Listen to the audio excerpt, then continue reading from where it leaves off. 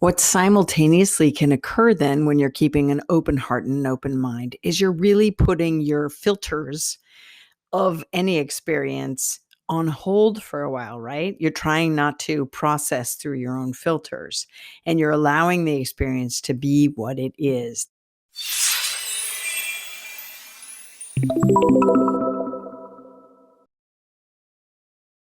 Welcome to Constance Messmer. Thank you so much for tuning in once again.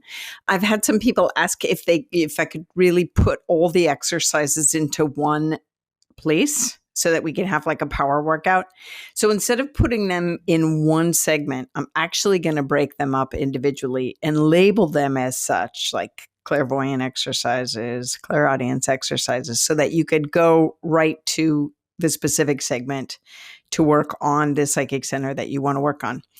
But right now, I want to give you some preliminary information, kind of like gearing up to actually go to the gym. I hope you enjoyed today's time.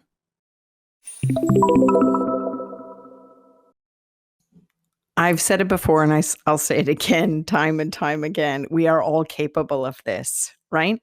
We're really capable. It's part of our essence of being body, mind, and spirit. It's the spirit, the soul's essence that is capable of tapping into the soul's awareness.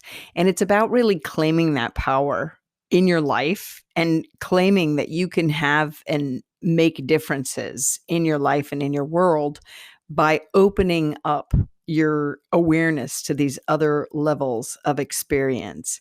So first of all, you have to give yourself permission to recognize and accept that you actually have psychic skills, that maybe you just need to empower them or strengthen them or believe in them or learn to trust them and navigate when you're getting accurate hits and inaccurate hits and what those feel like. But first of all, you have to really give yourself permission and acceptance that you are capable of this.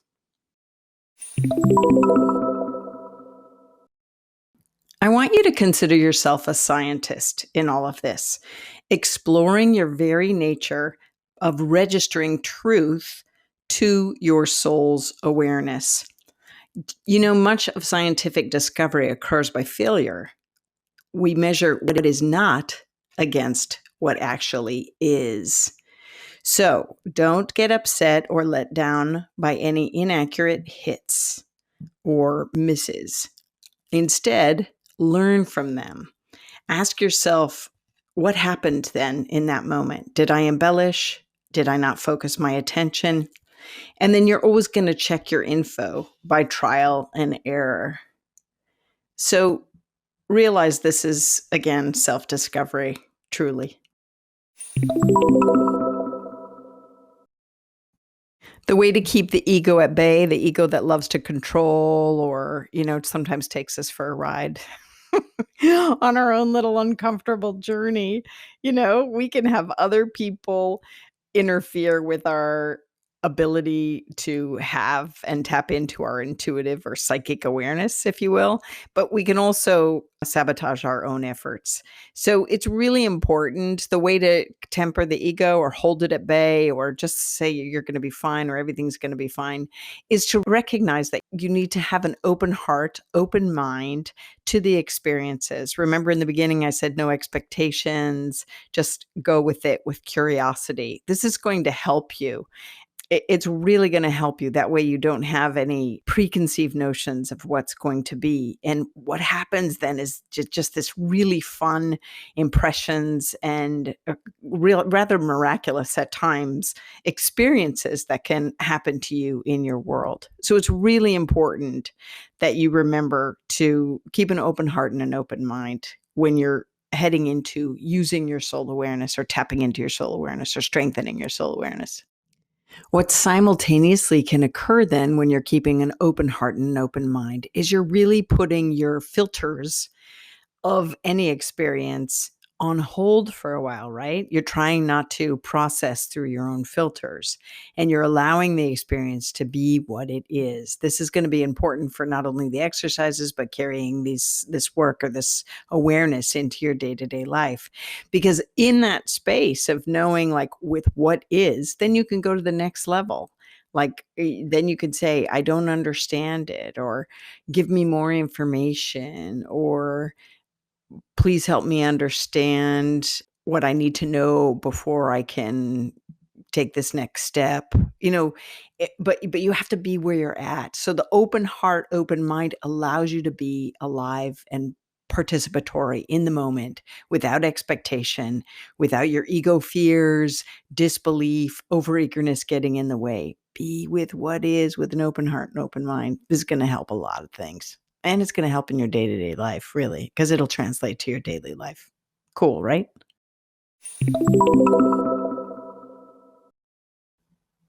And I want you to remember that when you're facing uncomfortable moments in your personal or professional life, that's when I want you to tap into these tools, right?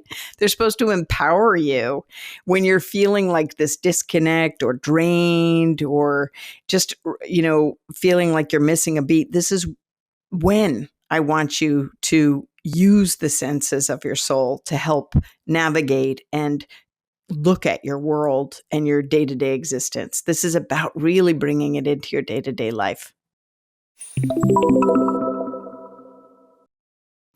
We've gone over auric fields already, and so I'm reminding you about you need to learn to set limits and create boundaries with others, with yourself, so that when you're realizing that you're being pulled in too many directions and overwhelm, that you're taking the time to tune in and going, is this on a physical level, an emotional level, a spiritual level? What's happening? And so it's really about creating not only limits and boundaries with other people, but also with yourself. Remember, the goal of this is to enhance your own spiritual practice in this way so that you can rely on your soul awareness. And the way to do that is to strength train, right? So you're going to have to create space in your life to focus efforts or to pay attention or to be open to the awareness, right? This is like a mindset flip when you're like, oh, I'm going to start being more mindful to my soul's awareness, right? We've been through this. And speaking of the aura, remember when we did the lesson on filling yourself up with light and love? This is about you, you know, being open to the potential energy and empowerment that comes from divine consciousness, connectivity, all that is, the oneness principle. These are powerful, wonderful things that can carry you through life.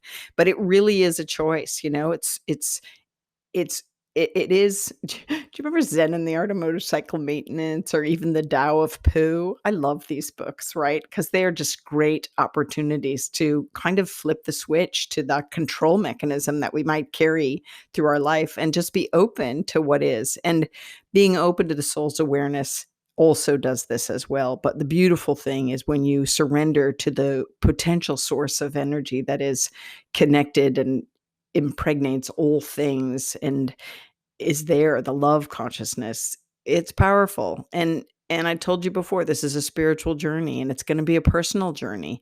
And so I want to remind you to be aware of that as we go through the various exercises that I'm going to recap.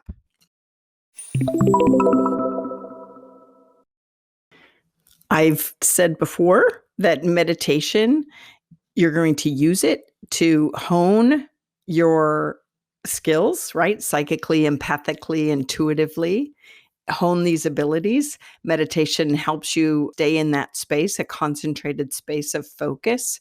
So I encourage you to come up with your meditation practice that's right for you. And perhaps as I go through these exercises, you'll use a different one each day as part of your meditation practice, to see like, all right, this is where the arena that I'm going to focus. But also what meditation beautifully does is it helps us kind of drop away and be one with what is in the moment, not pushing, not grasping, not hoping for something different.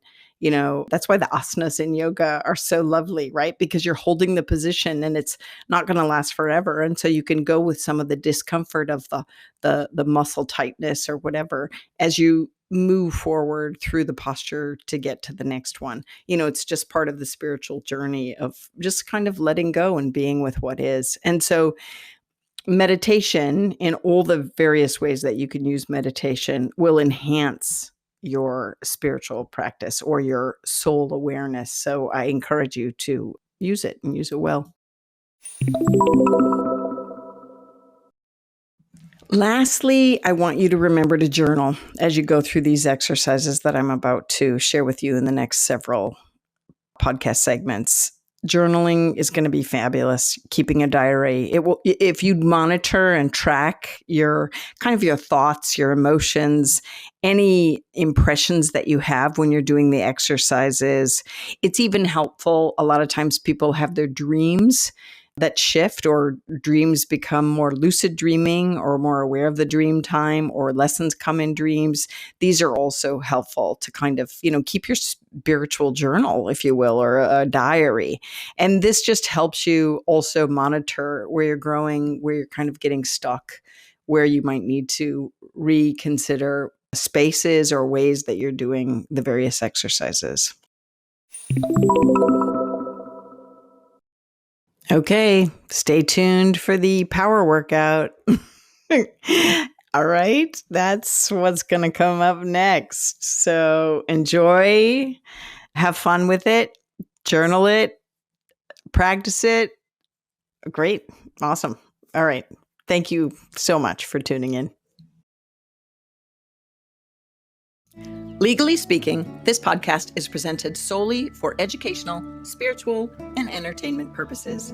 It is not intended as a substitute for medical diagnosis, treatment, or the advice of a physician, psychotherapist, or other qualified professional. You should not use this information to diagnose or treat a health problem or condition. Always check with your doctor. Thank you.